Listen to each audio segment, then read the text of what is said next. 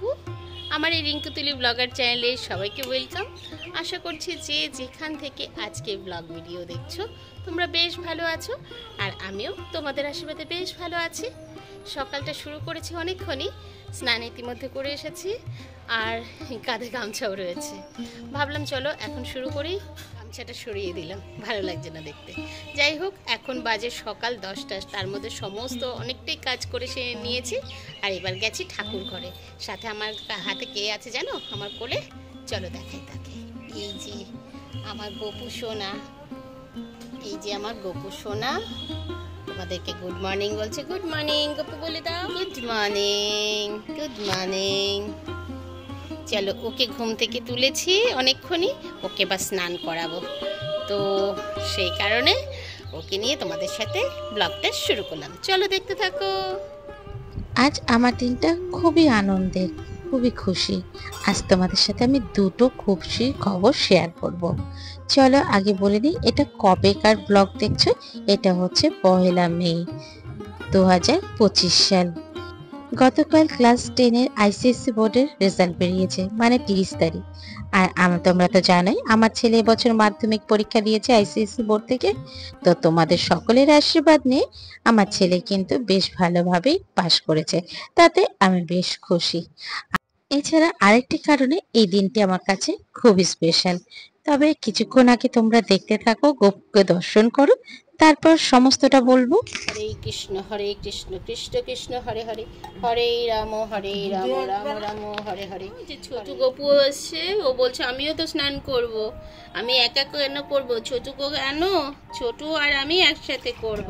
তাই প্রথমে মধু দিচ্ছি, এই যে মধু দিয়ে স্নান করছে। দুজনকেই মধু দিয়ে স্নান করালাম। চলো একটু ফেসিয়াল করে দিই, একটু সাজুগুজু করো। এই যে দেখো, দুটো গোপাল সুন্দর করে স্নান করছে। আর তারপরে দেব দুধ। এই যে আমার বড় গপু, বড়, আর এটা ছোট্ট গপু, ছোটু। এটা বড় গপু, এটা ছোট গপু।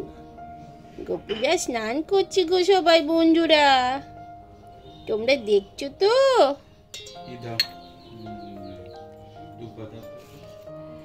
হে কৃষ্ণ করুণা সিন্ধু দীনবন্ধু জগৎপতে গোপেশ গোপিকা কান্ত রাধাকান্ত নমস্তুতে। অজ্ঞানতে মাং ভস্য জ্ঞানাঞ্জনা শলাকা চক্ষুলুন্মিলং যেন তস্मै শ্রী গুরুবে নমঃ। নাও, গোপুকে সবাই দর্শন করে নাও। এবার গোপু ড্রেস চেঞ্জ করবে। চলো তারপরে আবার আসছি। গতকাল ছিল অক্ষয় তৃতীয়া, আর অক্ষয় তৃতীয়াতে নাকি সোনা কেনা ভালো।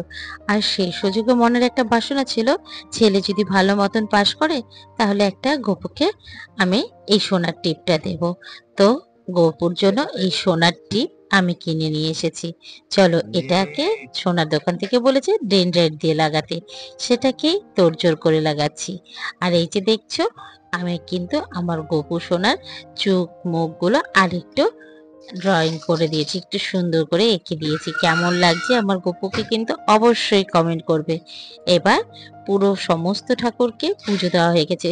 যেহেতু আজকে বৃহস্পতিবার, তাতে লক্ষ্মী পুজোও করতে হবে, লক্ষ্মী পুজোর ঘট বসাতে হবে। তো এখানে কিন্তু আমরা সবাই মিলে আজকে আগে ঠাকুর পুজো করে নিলাম।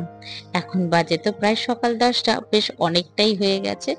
তাড়াতাড়ি করে সমস্ত ঠাকুরকে আগে পুজো দেব, তারপরে সমস্ত কাজটা করব। সকালে জল খাবার আজকে সেরকম ভারী কিছু করব না, হালকাই করব। আর তারপর দুপুরে রান্না হবে। ওদিকে দেখছি গাছে দুটো ফুল ফুটে রয়েছে। নিজের গাছের ফুল যেরকমই হোক না কেন, সেটাই কিন্তু বেশ আনন্দ লাগে। তো সেই ফুলগুলোকে আগে তুলে নিলাম, এবং গপুকে আর ওদিকে ভোলে বাবাকে দুজনকে মনের মতন করে সাজাবো।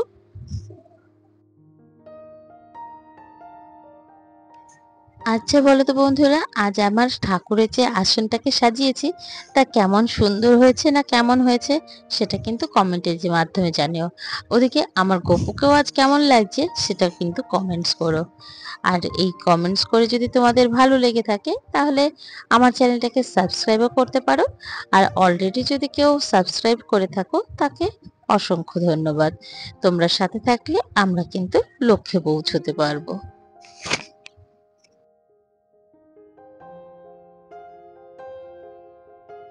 আজ যেহেতু 1 মে অফিস ছুটি আছে, আজকে অনেক দিনের একটা পেন্ডিং কাজ শেষ করলাম। এই যে শাড়িগুলো দেখছো এগুলো কিন্তু এক এক সময় এক একটা পরে ধুয়ে শুকিয়ে আমার আলমারিতে রাখা ছিল। আজ উজালা কোম্পানির একটা মার রয়েছে, সেই মারটাকে কিনে এনেছিলাম। যদিও সেটার বুদ্ধিটা আমার এক অফিস কলিগ দিয়েছে, তো সেখান থেকে এটা কিনে এনে প্রত্যেকটা শাড়িতে জাস্ট নর্মাল জলে গুলে ডুবিয়ে দিয়েছি। একটা পাতা দিয়ে দুটো শাড়ি হয়েছে। প্রথম দুটো বেশ ভালো কড়মড়ে হয়েছে, আর পরের দুটো একটু হালকা মার হয়েছে। তাতে অসুবিধা নেই, কিছু কিছু সময় শাড়ি না নরম থাকাও ভালো। ব্যাস, এবার শাড়িগুলো সব তুলে আগে এগুলোকে ভাঁজ করে নেব। যখনই কোনো জিনিস মনে করব আয়রন করব না, সেগুলোকে কিন্তু আমাদের তোলার সাথে সাথে ভাঁজ করতে হবে। আর তোমরা তো জানোই আমি কিন্তু বেশিরভাগ জামা কাপড় এইভাবে ভাঁজ করে থাকি। এগুলো একদম টান টান করে পাটে পাটে ভাঁজ করে তারপর আমার যে ম্যাট্রেসটা আছে সেই ম্যাট্রেসের নিচে দিয়ে দিই। তাতে একদম কিন্তু মনে হয় যেন আয়রন করে এনেছি। আর তারপর চলো, ওদিকে বাজার চলে এসেছে। আজ অনেক দিন বাদে ইলিশ মাছ এসেছে, আর এসেছে চিকেন। ওই যে বললাম ছেলের রেজাল্ট ভালো হয়েছে, সেটা একটা কারণ আছে। আরেকটা কারণ হচ্ছে আজ আমাদের বিবাহ বার্ষিকী। আজ অনেক দিন বাদে একসাথে অনেকগুলো খুশি আমি সাথে পেয়েছি। এক, ছেলের রেজাল্ট; দুই, গপুকে সোনার টিপ পরিয়েছি; ভাঙাচোরা শুক্তো তিন, হবে, আলু, ওদিকে বেগুন, আজকে আমাদের ঝিঙে, বিবাহ বার্ষিকী। আর সাথে আর আছে জানো তো পেঁপে। বিকেল বেলা এই যে আজকে আমার মা এই আর বোন হচ্ছে আসবে, তো শুক্তোর সেটার সবজি। জন্য আমার আরো বেশি ভেন্ডি আনন্দ ভাজা হবে, হচ্ছে। সেই ভেন্ডি ভাজা। চলো, কিন্তু মাছগুলো মা ধুয়ে ভুলটা নুন একটু হলুদ লাগবে, মেখে রেখেছি, কি আর আলু দেবে এদিকে সাথে? সবজি কিছু কেটে রেখেছি। সবজির মধ্যে ভেন্ডি আর ভাঙাচোরা শুক্তো হবে, তার জন্য সমস্ত সবজি কেটে রাখা হয়েছে। আজ কিন্তু রান্না বসাতে বসাতে আমার প্রায় 12টা বেজে গেছে, জানো তো, অনেকটা বেলাই হবে। তাই দুই গ্যাসে একসাথে বসিয়ে দিয়েছি। একদিকে ইলিশ মাছ ভাজা দিয়েছি, আর একদিকে ভেন্ডি ভাজা। ইলিশ মাছ ভাজাটা সে না, এটা মানে ভাতের প্রথমেই খাওয়া হবে, তো এর জন্য ইলিশ মাছ ভাজাটাকে একটু কড়া করে ভাজবো। আর ওদিকে ইলিশ মাছের যে তেলটা সেটাকেও তুলে রাখবো। ওই দিয়ে না এক থাল ভাত খাওয়া হয়ে যায়, বেশ ভালো লাগবে। একটা কাঁচা লঙ্কা আর ইলিশ মাছের তেল, আহা কি দারুণ যে লাগে এই খাবারটা খেতে। যারা বাঙালি তারা কিন্তু এই ইলিশ মাছের গন্ধেই খেয়ে নিতে পারে। তো ব্যাস, আমার মোটামুটি এই মাছ ভাজাটা হয়ে গেছে। এবার চলো ভাঙাচোরা শুক্তোটা বসিয়ে দেই। বেশি দেরি করলে হবে না, একটা নামাবো আরেকটা বসাবো, যত তাড়াতাড়ি করা যায়। আর এদিকে কিন্তু আমি বেশিরভাগই একটু ঢাকা দিয়ে রান্না করছি। ঢাকা দিয়ে রান্না করলে না একটু তাড়াতাড়ি হয়। তাতে কি বলতো, গ্যাসের হিটটা ভেতরেই থাকে এবং তাড়াতাড়ি মজে যায় জিনিসটা, একদম সুসেদ্ধ হয়। চলো, আর এদিকে ভাঙাচোরা শুক্তোর পরে বসাবো দই ইলিশ। আর আরেকদিকে কিন্তু চিকেনে বসিয়ে দিয়েছি। আজকে তোমাদের সাথে দই ইলিশের রেসিপিটা শেয়ার করব। মাছটাকে প্রথমে আমি নুন হলুদ আর ওদিকে তেল, কাঁচা তেল দিয়ে মেখে রেখেছিলাম, সাথে একটু লঙ্কার গুঁড়ো দিতে পারো, আমি এখানে কাঁচা লঙ্কা বাটা দিয়েছি। তারপরে একটা মিক্সি বাটিতে দই, কাঁচা লঙ্কা, চিনি আর এদিকে নুন দিয়ে দইটাকে ফেটিয়ে নিয়েছি মিক্সির বাটিতে। তারপর সেটাকে মাছের মধ্যে একটু মেখে রাখলাম। ওদিকে কড়াতে জিরে, শুকনো লঙ্কা, তেজপাতা ফোড়ন দিয়েছি। তারপরে একটা বাটিতে ভিজিয়ে রেখেছিলাম জিরের গুঁড়ো, লঙ্কার গুঁড়ো, হলুদ গুঁড়ো আর সামান্য নুন মিষ্টি, এই দিয়ে ভিজিয়ে রেখে তারপর ফোড়নটা দিয়ে ওটাকে কিছুক্ষণ কষালাম।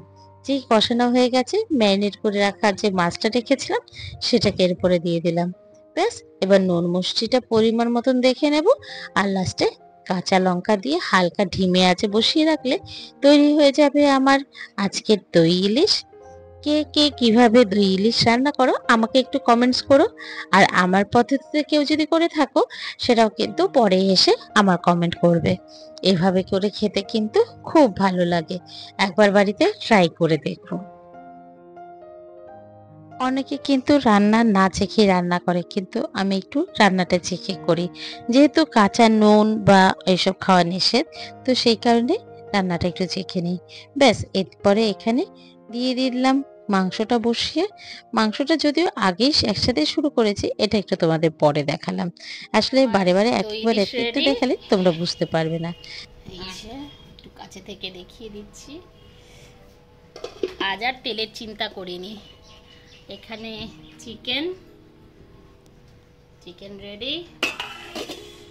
এটার মধ্যে আছে ভেন্ডি ভাজা, এর মধ্যে আছে ঘন্ট, এটা ছেলের জন্য মাথা ছাড়া, মাছের মাথা ছাড়া ভাঙাচোরা শুক্তো। এটা হচ্ছে আমাদের মাছের মাথা দিয়ে ভাঙাচোরা শুক্তো, ইলিশ মাছের মাথা দিয়ে করেছি, রাখলাম। এখানে চিকেন বেড়ে রেখেছি। এই মোটামুটি আজকে রান্না হয়েছে। আর হয়েছে এখানে হচ্ছে এই যে চাটনি, এটা এখনো চলছে, এটার ফাইনাল প্রিপারেশন এখনো বাকি আছে, এটা হচ্ছে। আর কালকের ডালও রয়েছে, তো দেখা যাক যে যেটা খাবে।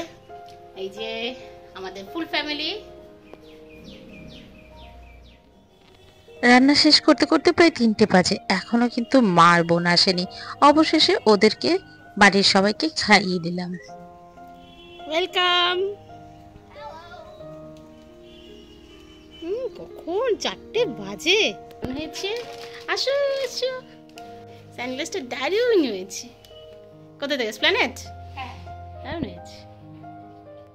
বাড়ি ঢুকেই আগে গোপুসোনাকে আমার মা দর্শন করতে চলে এলো। আজ প্রথম গোপুসোনা আর মায়ের সাক্ষাৎ হলো। আর তারপরের ব্লগটা আর করছি না, এরপরের ব্লগটা পরবর্তী অংশে থাকবে। যদি একসাথে অনেকটা দিতে চাই তোমরা হয়তো বোর হয়ে যাবে, হয়তো স্কিপ করে বেরিয়ে যাবে, তাই ভাবলাম এই আজকে এখানেই শেষ করি। ভালো থেকো, সুস্থ থেকো। এরপরে পরবর্তী অংশ নিয়ে পরবর্তী ব্লগে আসছি।